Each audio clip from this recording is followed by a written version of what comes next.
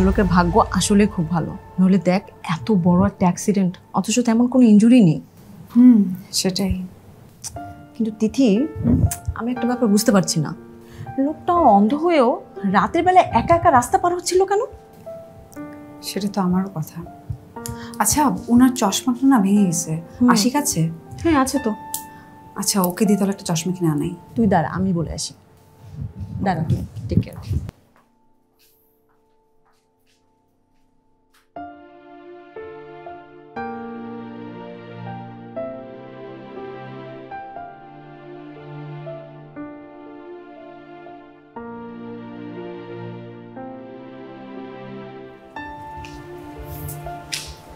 রিয়া, বল। আজকে রাতে না হয় এখানেই থেকে যাই। কেন রাতে থাকবি কেন? ভদ্রলোকে যদি জ্ঞান ফেরে। তিথি, এখন কিন্তু খুব বেশি বাড়াবাড়ি হয়ে যাচ্ছে। এই লোকটা তোর জীবনে এমন ইম্পর্টেন্ট কেউ না যার জন্য তুই তার জন্য এত গিল্টি ফিল করছিস, ঠিক আছে? আর তাছাড়া তুই যেটা করছিস সেটাই অনেক। এখনকার যুগে অচেনা অজানা মানুষের জন্য কেউ এতটা করে না, বুঝলি? আসলে আমি না কোনোভাবে বিষয়টা মেনে নিতে পারছি না। আমার গাড়িতেই তো অ্যাক্সিডেন্টটা হয়েছে। ওটা তো তোর নিজের গাড়ি ছিল না, আর তাছাড়া তুই কি নিজে ড্রাইভ করছিলি বল? এটা তো ভাড়া করা গাড়ি ছিল, তাই না? আর রাতে যদি তুই থাকিস তাহলে তোর ভাইকে কে দেখবে? হ্যাঁ, তা অবশ্য ঠিক। ওটা নিয়ে তো চিন্তা করছি। আজকে নাকি মন্টু ভাইও আসতে পারবে না। আচ্ছা, তোর তো আজকে রাত্রে ডিউটি। হ্যাঁ। তুই একটু ওনার খেয়াল রাখতে পারবি? আমার বান্ধবী আমাকে সামান্য একটা অনুরোধ করছে, আমি সেটা রাখতে পারবো না? সেটা কি হয়?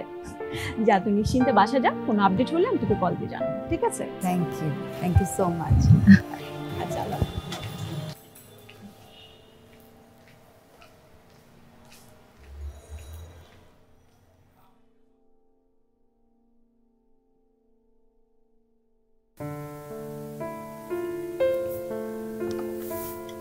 সরি ভাইয়া, আজকে ফিরতে একটু দেরি হয়ে গেল। তোমার অনেক ক্ষুধা লেগেছে তাই না? এই যে দেখো, গরম গরম স্যুপ। কি করবো বলো, আজকে না একটা খুব বিপদের হাত থেকে বেঁচে গিয়েছি। আমি যে গাড়িতে যাচ্ছিলাম, ওই গাড়িতে একটা লোক হঠাৎ করে সেটা ধাক্কা খায়। আমি তো ভেবেছি মারাই গিয়েছে, কিন্তু কি ভাগ্য দেখো, আল্লাহ যদি চান তাহলে কোনো দুর্ঘটনায় কারো জীবন কেড়ে নিতে পারে না। এই যেমন ভাইয়াটা, কি বড় দুর্ঘটনা তোমার হয়েছিল, পুরো ট্রাকের সাথে দুর্ঘটনা। একদম ঠিকঠাক হয়ে যাবে আমার ভাইয়াটা। দেখি দেখি দেখি, আরেকটু আচ্ছা, তোমার হাতটা একটু তোলো তো, দেখি কতটুকু পারো, উঠাও। আচ্ছা, আস্তে আস্তে নামাবে, ঠিক আছে?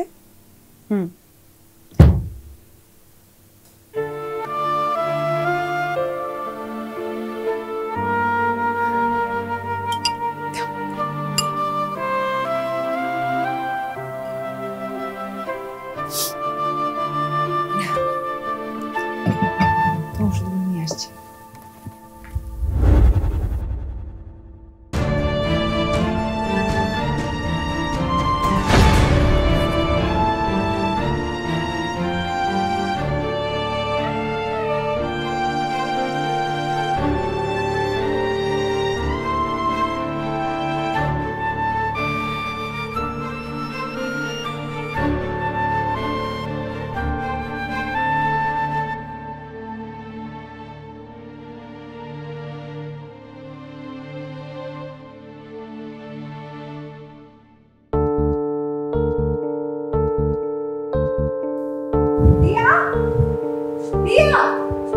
দিয়া, কি হয়েছে? পেশেন্ট কোথায়? পেশেন্ট কোথায় মানে? ছিল তো, এখানেই তো ছিল। নেই তো, কোথায় গিয়েছে? নেই মানে? বিশ্বাস কর, আমি সারা রাত তাকে খেয়াল করেছি। সামান্য একটা কাজ দিয়েছিলাম, সেটাও? আমার ফিয়ান্সে আসলে, আমি আসলে ওর সাথে বাইরে বাইরে ছিলাম। শিট।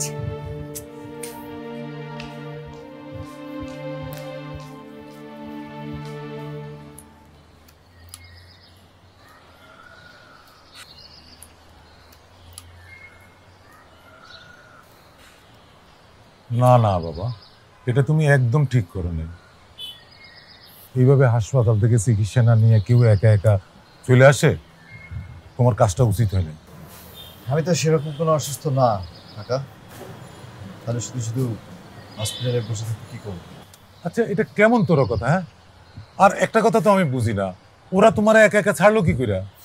আমারে ফোন দিত, আমি তোমার নিয়ে আসতাম। তোমার কি মনে হয় যে ওরা আমাকে ছেড়ে দিয়েছে? তো আমি নিজ দায়িত্বে হসপিটাল থেকে চলে এসেছি। নিজ দায়িত্বে হাসপাতাল থেকে মানে তুমি পলায় আসছো? আজব, এভাবে কেউ একা পলায় আসে হাসপাতালে এই অবস্থায়? কবে যে তোমার বুদ্ধি শুদ্ধি হইব? কাকা, এই পৃথিবীতে যার যতক্ষণে আয়ু সে ঠিক ততদিনই বাঁচবে, তার চেয়ে একটু কমও না একটু বেশি না। সারাদিন খালি মুখে আজে বাজে কথা, এসব কি বলো তুমি? হ্যাঁ, ওই কে আসছে দেখি।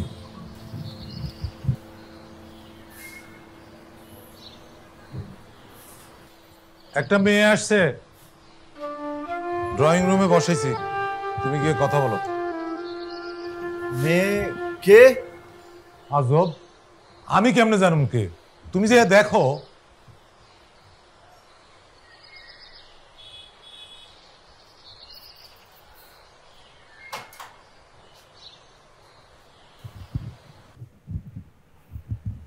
কে? আমি তিথি। তিথি? আমি তো আপনাকে ঠিক চিনলাম না। না চেনারই কথা, কারণ পরিচয় হওয়ার মতো সুযোগটাই তো আপনি দিলেন না। তার আগেই বাই দ্য ওয়ে, কালকে যে আপনি অ্যাক্সিডেন্ট করেছিলেন আমি আপনাকে হসপিটালে নিয়ে যাই। ও আচ্ছা আচ্ছা আচ্ছা আচ্ছা, সো সরি। অ্যাকচুয়ালি আমি আসলে পরে আর ওকে, আপনাকে যে হসপিটালে নিয়ে যাই আমি এখানকার ডাক্তার। কালকে রাত্রে ডিউটি শেষ করে বাসায় যাই, বাট সকালে এসে হসপিটালে দেখি আপনি নেই। দেখুন, আপনি ফিজিক্যালি কতটা ফিট বা আনফিট সেটা আমি জানি না, কিন্তু কাউকে কিছু না বলে এইভাবে হসপিটাল থেকে চলে আসাটা ঠিক করেননি। আপনি তো চলে এলেন, কিন্তু ভাগ্যক্রমে আমার কাছে আপনার এই মানি ব্যাগটা থেকে গিয়েছিল। জি জি, আর সেখানেই আমি আপনার অ্যাড্রেসটা খুঁজে পাই বাসায়। আচ্ছা, এখন বলুন তো আপনি কেন চলে এলেন? আসলে আমার মনে হচ্ছিল যে আমি সুস্থ হয়ে গেছি, আর হসপিটালে থাকার কোনো কারণ নেই। দেখুন মিস্টার শাহান, ডাক্তার কিন্তু আমি, আপনি না। আপনার কপাল অনেক ভালো যে এবার আপনি একটুর জন্য বেঁচে গিয়েছেন, কিন্তু তারপরও আপনার ট্রিটমেন্ট দরকার। না, কিন্তু আমার মনে হয় না যে আর হসপিটালে যাবার বা থাকার প্রয়োজন আছে। আচ্ছা, আপনি ঠিক হয়ে গেছেন। ওকে, তাহলে একটু চট করে দাঁড়িয়ে দেখান তো। জি, দাঁড়ান দাঁড়ান দাঁড়ান দাঁড়ান। মানে উঠে দাঁড়াবো?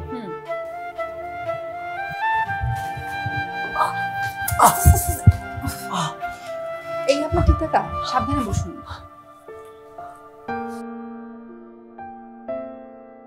কি মানে ডাক্তারের মুখে মুখে তর্ক করে যাচ্ছেন, কিন্তু আপনি নিজেই এখনো ফিট না। জি, আপনি তো দারুণ ডাক্তার।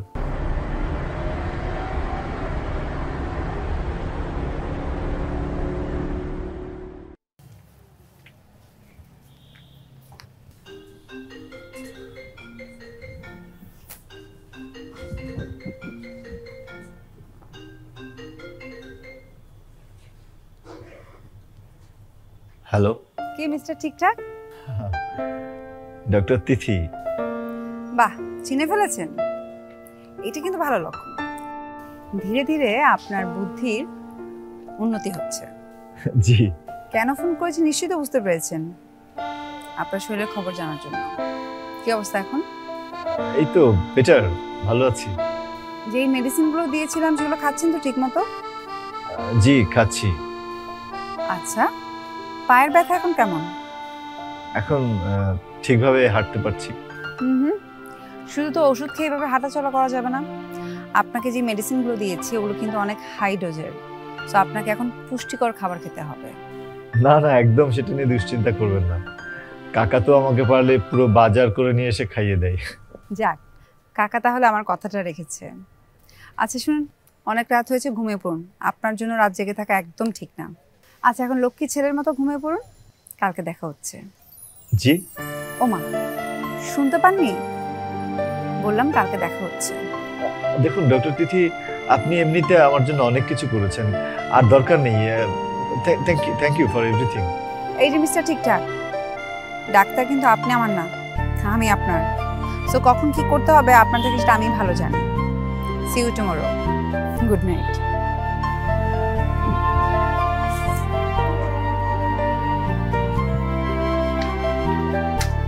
গুড নাইট ডক্টর তিথি।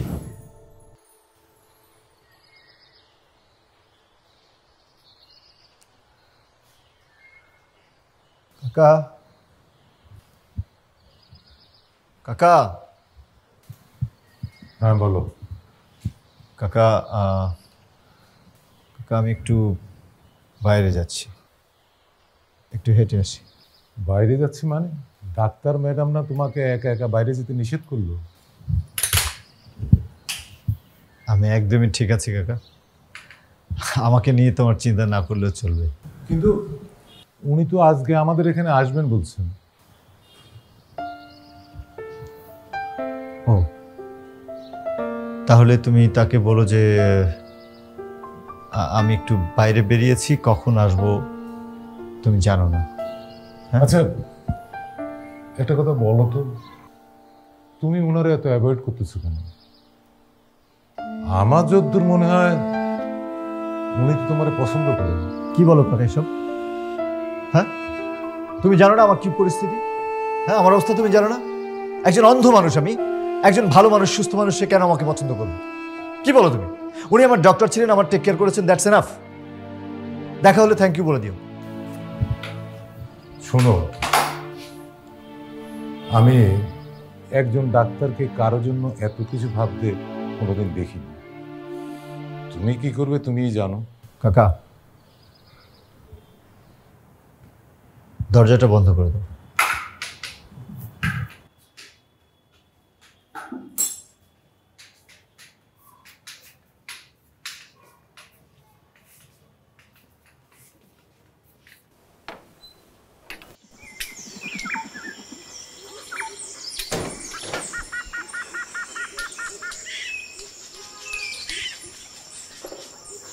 সরি।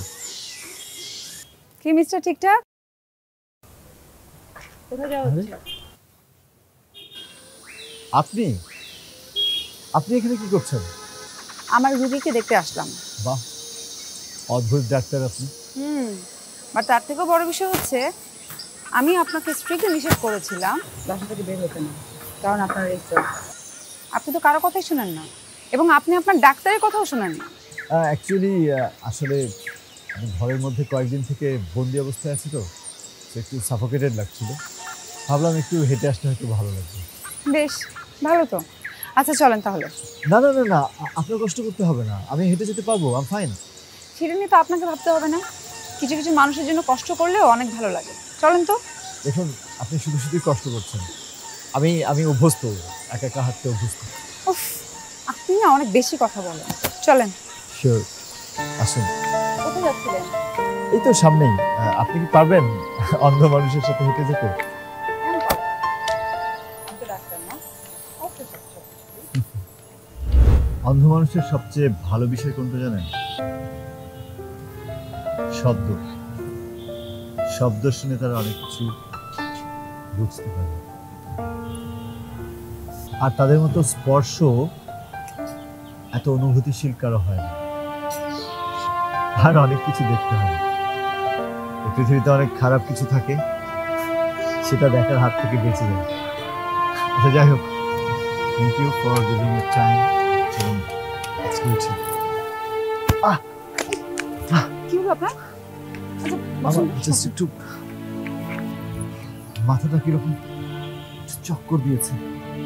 আমি তো আপনাকে বলেছিলাম আপনার রেস্ট দরকার, আপনি তো কারো কথা শোনেন না। আচ্ছা আপনি একটু সামনে হেঁটে যেতে পারবেন, তাহলে সিএনজি নিব। না না, সিজি লাগবে না, আমি হেঁটে চলে যেতে পারবো। সমস্যা নেই। না, আমি তো আপনাকে একা ছাড়বো না। চলেন তাহলে। না না, আপনি প্লিজ শুনুন শুনুন, কাঁধে হাত দিতে হবে না। আরে কি না, করছেন? চলেন। Wait wait wait. আচ্ছা, আপনার লাঠিটা।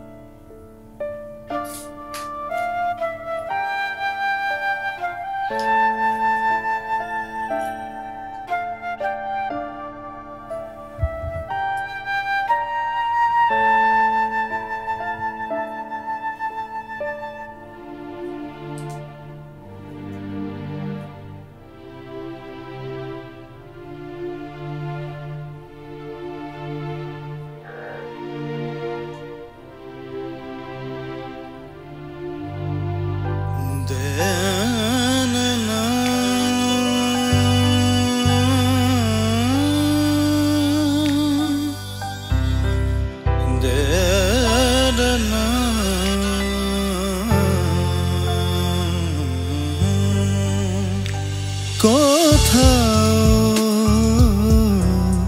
কোনো একটা মিল, কোথাও কোনো একটা মিল, কেউ বোঝে কেউ খোঁজে, কেউ বোঝে কেউ খুঁজে, কেউ বা রঙিন, কোথাও কোনো একটা মিল, কোথাও কোনো একটা মিল।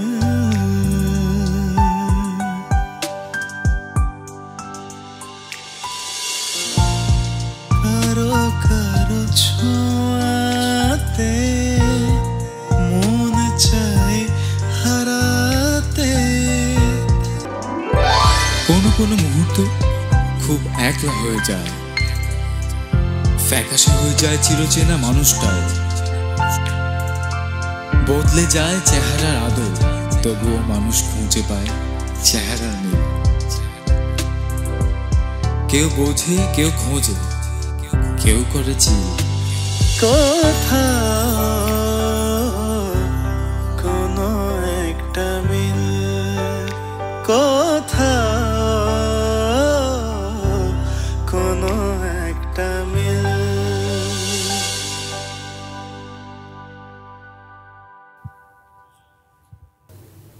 তারপর ঠিকঠাক? আপনার 7 দিন রেস্ট নেওয়ার পর কেমন লাগছে? Much better. আপনি যদি এভাবে আমার যত্ন না নিতেন তাহলে হয়তো বা এত তাড়াতাড়ি সুস্থ হয়ে উঠতে পারতাম না। আপনাকেও থ্যাংক ইউ, খুব সুন্দরভাবে আমার কথা শুনেছেন তাই। কিন্তু আপনি জানেন আজকে কেন এখানে নিয়ে এসেছি? নিশ্চয়ই এখানকার ফুড খুব ভালো। তা তো অবশ্যই, আরেকটা কারণ আছে। কি কারণ? এই যে আপনি আমার কথা শুনেছেন, এই জন্য আমি আপনাকে ট্রিট দিচ্ছি। Thank you so much. But আমি আসলে এতটা ফুডি না, সো হয়তোবা আমাকে দাওয়াত করে খাইয়ে আপনার ভালো নাও লাগে। আচ্ছা, একটা কথা জিজ্ঞেস করি, যদি কিছু মনে না করেন। শিওর। আপনার চোখ, মানে এটা কিভাবে এরকম হলো? এটা একটা সাধারণ ঘটনায় ধরতে পারেন। ছিনতাইকারী আমাকে ধরেছিল এবং তারা একটা কেমিক্যাল দিয়ে দেয় চোখে। ওরা ছিনতাইয়ের সময় যেভাবে দেয় আর কি, মলম ইত্যাদি, সবকিছু কেড়ে নিয়েছে, কিন্তু আমি ভেবেছিলাম চোখটা ঠিক হয়ে যাবে। 2-1 দিন পর থেকে হঠাৎ করে একটু কম দেখতে শুরু করলাম। একটা সময় আর দেখতে পেলাম না। আমি বুঝিনি যে ব্যাপারটা এরকম হয়ে যাবে। আর যখন বুঝেছি তখন আসলে অনেক দেরি হয়ে গেছে। সো তারপর থেকে সবকিছু এখন অন্ধকার।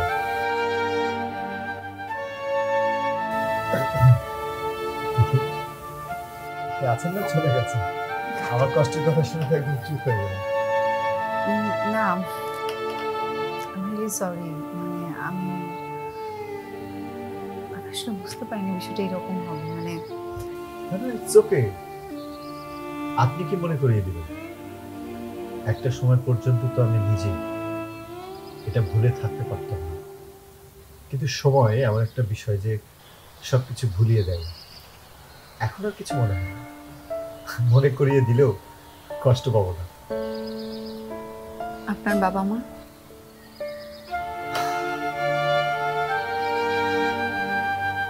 ঘটনার পরে মা হার্ট অ্যাটাক করে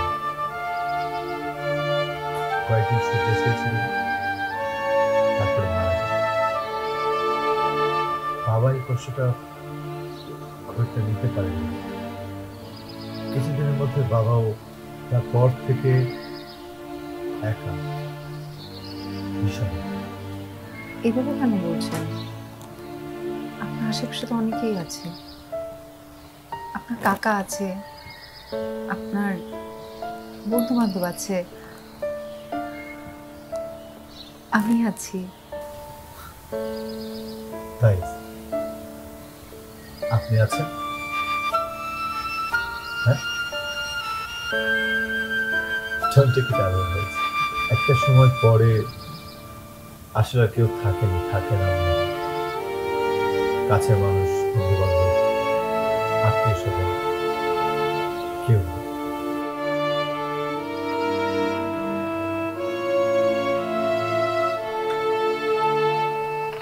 চলে এসছে আপনার স্যুপ। এই যে। Thank you so much. আমি যে স্যুপ খেতে পছন্দ করি, আপনি কি করে বুঝলেন? কারণ ডাক্তার জানে আসলে রোগীর কি খাওয়া উচিত। কারণ আপনার এই মুহূর্তে স্যুপটাই দরকার। আপনার অনেক বুদ্ধি, ডাক্তার হিসেবে হয়তো বা ভালো করে বলছেন। অসাধারণ স্যুপ এবং আপনার বুদ্ধি দুটোই।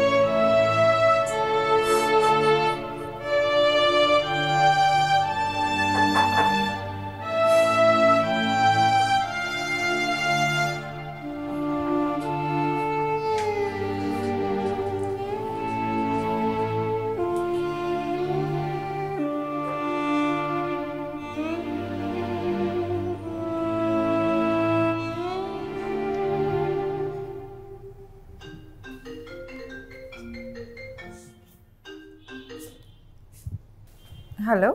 মা, আসসালামু আলাইকুম। জি, ওয়ালাইকুম আসসালাম। আমি আসলে কিছু কথা বলার জন্য তোমারে কল করছি, শাহানের বিষয়ে। জি জি, বলেন। মারে, আমি তো অনেকদিন ধরেই দেখতেছি শাহান বুকের মধ্যে বড় কষ্টের বোঝা নিয়ে ঘুরে বেড়াইতেছে। নিজের কষ্টের কথা কাউকে শেয়ার করে না। দুনিয়ার কেউ তার কষ্টের কথা জানে না। তোমার কাছে বলতে কোনো দ্বিধা নাই। বেশ কয়েক বছর আগে আমার মনে হয় একটা মেয়েকে সে ভালোবাসত, কিন্তু সে মেয়ের সাথে তার আর সংসার করা হয় নাই। তারপর থেকেই কোনো মেয়ের কাছে দাঁড়িয়ে সে আর যায় না। কাকা, শান ঠিক আছে তো? আমার মনে হয় সে ঠিক নাই মা।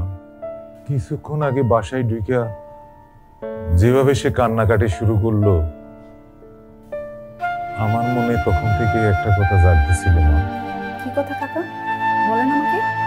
মা, অনেক দিন পর যে মেয়েটাকে সে পছন্দ করছে, আমি জানি সে তুমি ছাড়া আর কেউ নয়, কিন্তু সেখানে বাধা হয়ে দাঁড়িয়েছে তার দুইটা চোখ, তার বিশ্বাস। আমার মনে হয় সে ভাবতেছে তার এই চোখের লেগে তুমি তারে গ্রহণ করবে না। আচ্ছা ঠিক আছে কাকা, আপনি এইসব বিষয় নিয়ে চিন্তা করবেন না। থ্যাংক ইউ সো মাচ, আপনি যে আমাকে জানিয়েছেন এই জন্য। আমি বিষয়টা দেখছি। মারে, ওর কষ্ট আর সহ্য করা যায় না মা। আমি সেজন্যই তোমার কাছে কথাটা বললাম মা। দেখো, তুমি যদি কিছু করতে পারো। রাখি মা। হ্যাঁ, ওকে, বাই।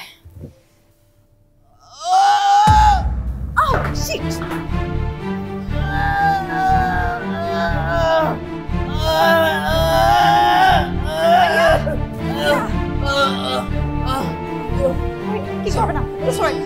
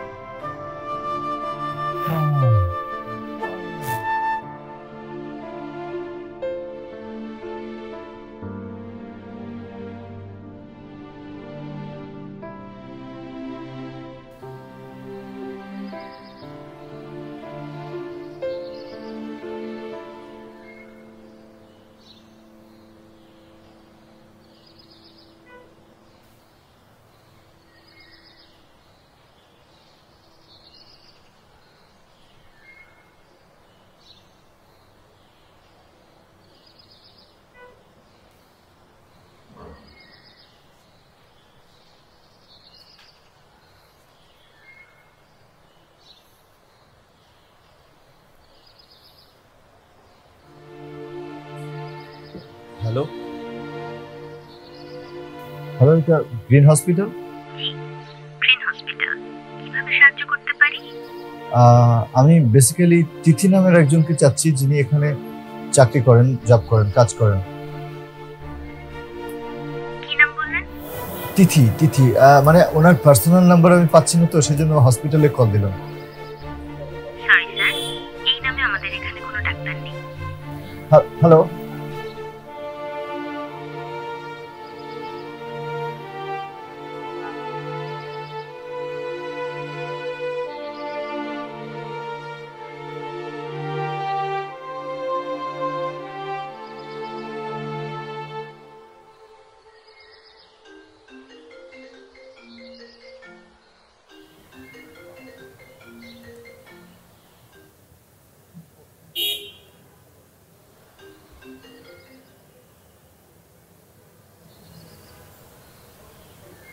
হ্যালো। এই হ্যালো, আমি সরি, অ্যাকচুয়ালি আমার ফোনটা না হাত থেকে পড়ে নষ্ট হয়ে গেছিল, এই জন্য আপনাকে ফোন দিতে পারিনি। আমি কেমন আছি সেটা জানতে চান, তাই তো? মানে? তিথি, আমি আজ ভালো আছি, খুব ভালো আছি। আমি অনেক দিন ধরে একটা ডিসিশন নিব বলে ভাবছি। কি ডিসিশন? আজকে আমি সেই ডিসিশনটা নিতে পারবো না। এই অন্ধকার দুনিয়া থেকে চিরকালের জন্য চলে যাওয়ার ডিসিশন। মানে কি বলছেন আপনি এসব? আমি ঠিকই বলছি তিথি। আমি অনেক দিন ধরে আমি এই সিদ্ধান্তে আসার চেষ্টা করছি, কিন্তু আসতে পারিনি। আমি অনেকবার মৃত্যুর কথা ভেবেছি, কিন্তু মরতে পারিনি। কিন্তু আজ আমার মনে হচ্ছে আমি পারবো। শোনেন তিথি, আমি যদি সুইসাইড করি, প্লিজ আপনি কিছু মনে করবেন না, আমাকে ক্ষমা করবেন। শাহান প্লিজ, শাহান এগুলো কোনো সলিউশন না। শাহান আপনি এখন কোথায় আছেন? আমি আমি আমার বাসার ছাদে, সম্ভবত আমি আমার বাসার ছাদের কিনারে, সম্ভবত আর একটা ধাপ আমি আমার মৃত্যু থেকে দূরে দাঁড়িয়ে রয়েছি। আমাকে ক্ষমা করবেন দিদি, আপনি অনেক চেষ্টা করেছেন, আপনার কোনো দোষ নেই, আমাকে ক্ষমা করবেন। প্লিজ প্লিজ প্লিজ দেখেন, এসব কিছু করবেন না, আমি আসতেছি। দিদি আমি রাখছি phone. I CNG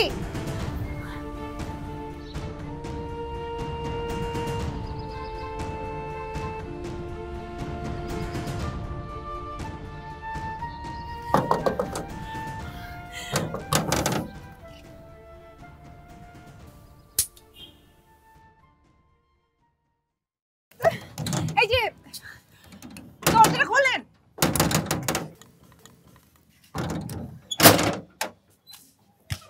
Shahan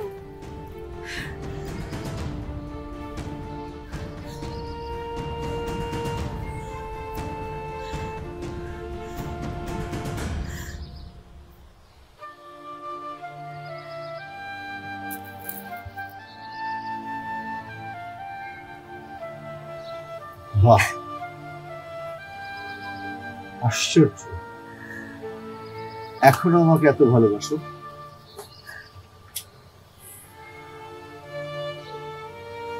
doctor Zerin, আমি অবশ্য প্রথম দিনেই বুঝতে পেরেছি তোমার কণ্ঠস্বর। তারপরে তুমি যখন আমাকে স্পর্শ করেছো, তখন আমি নিশ্চিত হয়েছি তুমি আমার জেরিন। খুব ভালো অভিনয় করেছে আমার সাথে, কিন্তু ধরা পড়ে গেছে।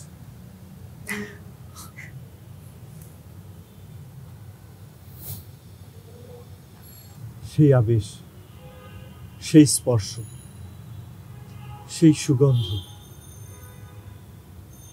কিচ্ছু আমি ভুলিনি। আমরা আসলে তখন কিশোর ছিলাম, অনেক কিছু বুঝতাম না। আমার বোনের সঙ্গে তোমার ভাই তৌফিক ভাই প্রেম করত। হঠাৎ করে আমার বোনটা সুইসাইড করে। আমি ধরেই নিয়েছিলাম তৌফিক ভাইয়ের কারণে সে সুইসাইড করেছে। আমি মাথা গরম করে তোমার সাথে সম্পর্কটা নষ্ট করে আসি, চিৎকার করে তোমাকে আমি বলি আমার চেহারা যেন আর কোনোদিন তোমার সামনে না দেখে। অথচ ভাগ্যের কি নির্মম পরিহাস দেখো। আমি এখন সত্যি সত্যি অন্ধ। জেরিন, আমি আর চাইলেও তোমাকে কোনোদিন দেখতে পাবো না, কখনো না। এভাবে বলে না। পরে অবশ্য জানতে পারি যে আমার বোনের মৃত্যুর জন্য আসলে তোমার ভাই দায়ী নয়। সে আসলে ডিপ্রেশনের রোগী, নিজেই সুইসাইড করেছে। কিন্তু তখন আর কিচ্ছু করার ছিল না। আমি ভীষণ অপরাধ বোধে ভুগেছি, বিশ্বাস করো। দুই চোখ হারানোর পরে আমার কিছুই ভালো লাগতো না। আমি সারাদিন নিজেকে ঘরে বন্দি করে রাখতাম। আমার জীবনে আজ সব কিছু অন্ধকার। সব আমি তোমাকে অনেক খুঁজেছি, অনেক খুঁজেছি, কিন্তু কোথাও খুঁজে পাইনি তোমাকে। তুমি চেয়েছিলে? খুব চেয়েছিলাম। আমি খুব আরেকবার তোমাকে দেখতে চেয়েছিলাম। বাবা আমার চোখটাকে বাঁচানোর জন্য অনেক চেষ্টা করেছে, কিন্তু আমি আর কিচ্ছু দেখতে পাই না।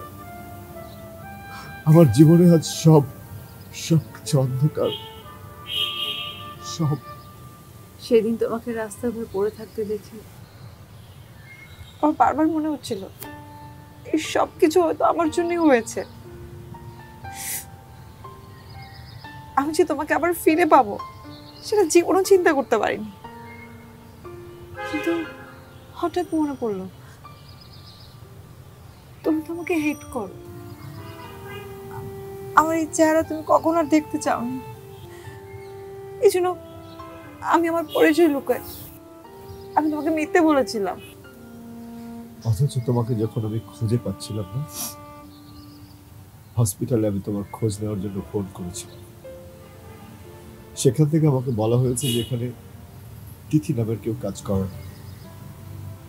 অনেক খোঁজ নিয়ে জানতে পারলাম যে তিথি হচ্ছে আমার জেরিন সঙ্গে, আমার জেরিন। আজ আমাকে হেট করো না জেরিন, না, বিশ্বাস কর, তোমাকে আমি কখনো ঘৃণা করিনি, কখনো ঘৃণা করতে পারবো না। শুধুমাত্র একটি একটি ভুলের কারণে আমি তোমাকে ঘৃণা করতে পারি না জেরিন। আসলে আমার তৌফিক ভাইয়ের কাছ থেকেও ক্ষমা চাওয়া উচিত। আমি জানি না তিনি এখন কোথায় আছেন, কেমন আছেন। জেরিন, জেরিন, তৌফিক ভাই এখন কোথায়, তিনি কেমন আছেন? আমাকে তুমি তার কাছে নিয়ে যাবে? ভাইকে দেখতে চাও? হ্যাঁ। চলো তাহলে। আসো।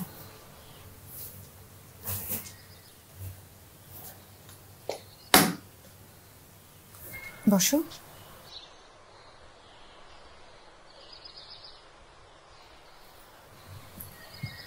ভাইয়া কোথায়? ভাইয়া তোমার সামনে বসে আছে, তার পুরো শরীরই প্যারালাইজড। গাজীপুরে একদিন বাইক চালিয়ে আসার সময় অ্যাক্সিডেন্ট হয়। সত্যি কথা বলতে কি জানো, বেঁচে আছে, কিন্তু মরে যাই হয়তো ভালো ছিল। কি বলছো? আচ্ছা, তোমরা গল্প করো, আমি ফ্রেশ হয়ে আসি।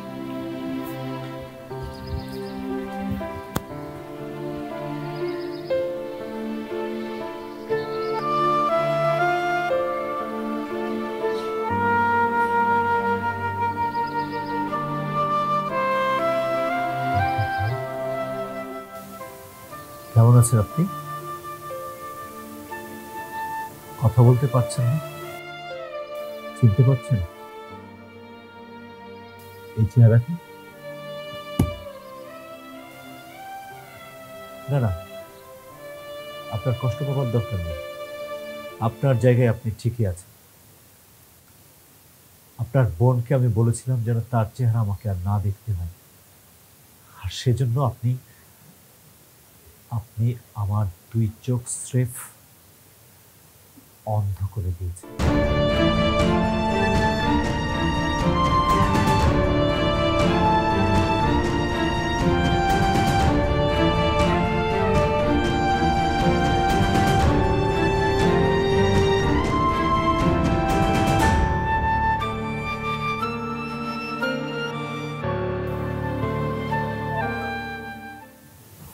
আমি আর দেখতে পাই না।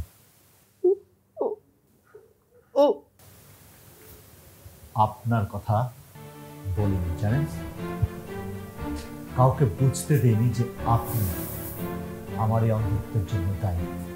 সবাইকে বলেছি যে ছিনতাইকারী আমার চোখ নষ্ট করেছে। আপনার ভার আমি উপরওয়ালার হাতে ছেড়ে দিয়েছিলাম। কথায় ছিল আল্লাহর মার দুনিয়ার পার। আমি চাইনি তৌফিক ভাই আপনার এরকম হোক। কি কথা শেষ হয়েছে? ভাইয়া অবশ্য বেশি কথা বোঝে না। চলো, তোমাকে নামিয়ে দিয়ে আমি আবার হসপিটালে যাব, আজকে আমার নাইট ডিউটি। ভাইয়াকে একা একা এভাবে রেখে চলে যাবে? না না, মন্টু নামে একজন ছেলে আছে, ও একটু পরে চলে আসবে, ভাইয়া টেক কেয়ার করবে। ঠিক আছে, কিন্তু টেক কেয়ার ভাইয়া। আসলে ভাইয়ার অবস্থাটা একটু বেশি খারাপ মনে হচ্ছে। ভাইয়া আসি। ভাইয়া আসি, চলো। হ্যাঁ, আবার দেখা হবে।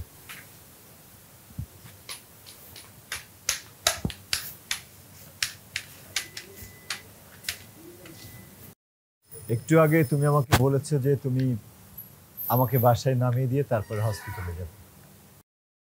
হ্যাঁ, আজ উল্টো হবে।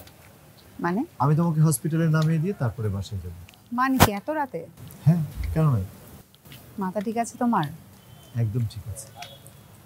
দেখো, আমার কাছে তো দিন রাতের পার্থক্য ছিল না, সবই অন্ধকার, কিন্তু এখন কেন যেন মনে হচ্ছে সব আলোকিত।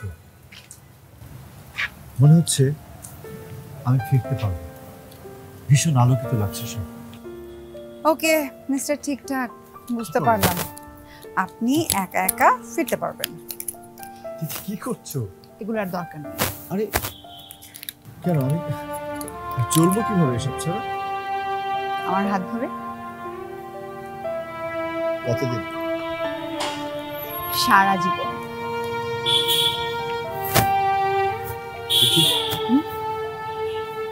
আমি কি তোমার চেহারাটা একটু দেখতে পারি?